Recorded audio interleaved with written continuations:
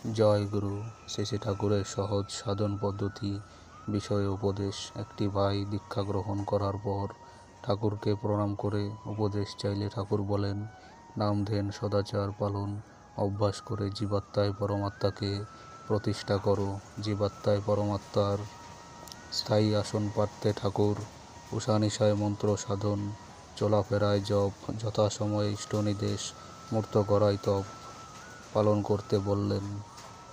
অজপাজপ, সত্যাপসনী, নিরামিষ আহার গ্রহণ, সদাচার এবং বর্ণাশ্রমের বিধি মেনে কর্ম এবং বিবাহাদি জৈবিক ধর্ম পালন করার মাধ্যমে সতে নিরবচ্ছিন্ন সংযুক্ত থেকে সৎকে উপলব্ধি করা যায়, তাহলেই একজন প্রকৃতি সৎসঙ্গী হওয়া যেতে পারে।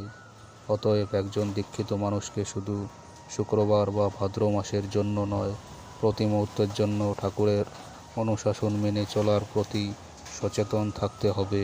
অজর অমর চিরচেতন উচ্চারণগুলো সার্থক করে তোলার জন্য, নচেত দ্বন্দ্ববৃত্তি দোষে দুষ্ট হবে ঠাকুর দৃষ্টিতে যা সবচাইতে বড় পাপ। জয় গুরু।